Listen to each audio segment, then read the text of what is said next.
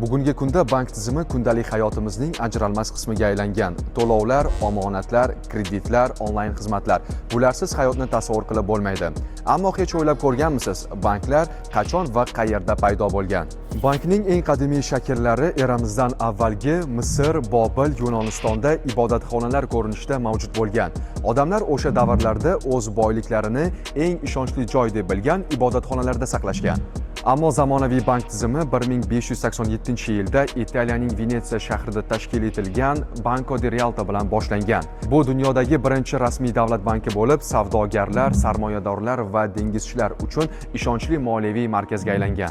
Bank so'zi italyanchadagi banko so'zidan olingan bo'lib, o'rindiq degan ma'noni anglatadi, chunki o'sha davrlarda pul almashtiruvchilar bozorlardagi o'rindiqlarda o'tirib, savdo va almashinuvni olib borishgan. Bugungi kunda esa banklar faqat pul saqlash joyi emas, bu orzu va g'oyalarni amalga oshirish vositasi, tadbirkorlikni rivojlantiruvchi kuch, raqamli texnologiyalar asosidagi moliyaviy ekotizimdir. Endi siz banklar qachon va qayerda paydo bo'lganligini bilib oldingiz. Moliyaviy savodxonlik kelajakka ishonch bilan qarash demakdir. Salomat bo'ling.